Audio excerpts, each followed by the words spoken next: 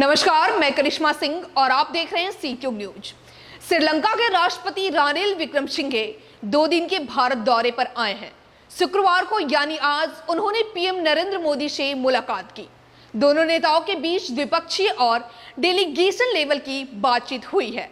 इस दौरान श्रीलंका में यूपीआई के इस्तेमाल को लेकर समझौता हुआ। विक्रमसिंघे ने कहा, पीएम मोदी के नेतृत्व में भारत लगातार तरक्की कर रहा है।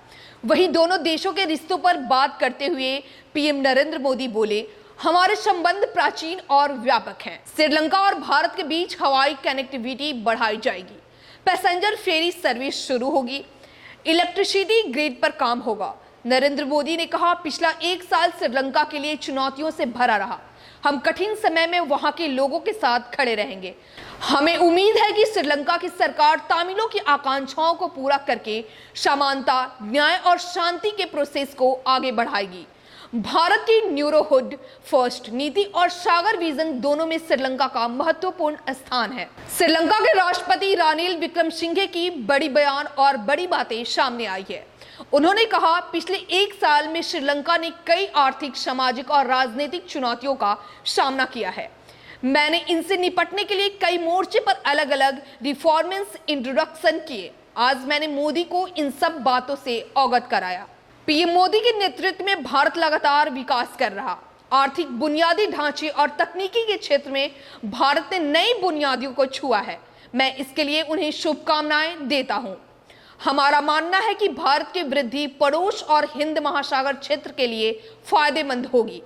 श्रीलंका के कठिन समय में पीएम मोदी, भारत सरकार और यहाँ के लोग ने हमारा साथ दिया। मैं इसकी सराहना करता हूँ। पीएम मोदी और मेरा मानना है कि भारत के दक्षिणी हिस्से से श्रीलंका तक मल्टी प्रोजेक्ट पेट्रोलियम पाइपलाइन बनने से श्रीलंका में एनर्जी रिसोर्सेज की सप्लाई बेहतर होगी।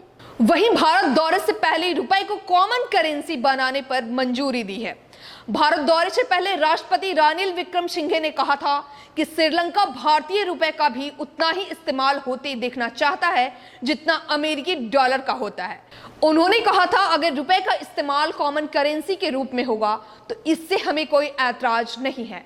हमें ये देखना पड़ेगा कि इसके बाद हमें क्या जरूरी बदलाव करने होंगे। विक्रमसिंघे ने कहा था, जैसे जापान, कोरिया और चीन सहित पूर्वी एशिया के देशों में 75 साल पहले बड़े पैमाने पर विकास हुआ, वैसे ही अब भारत और हिंद महासागर के क्षेत्र की बारी है। दुनिया विकसित हो रही है और प्रधानमंत्री नरेंद्र मोदी के नेतृत्व में भारत भी तेजी से विकास हो रहा है। श्रीलंका के राष्ट्रपति का यह बयान कोलंबो में इंडिया सीईओ फोरम को संबोधित करते हुए आया था। ऐसे ही बड़ी और खास खबरों के लिए बने रहें हमारे साथ और देखते रहें सी ट्यूब न्यूज।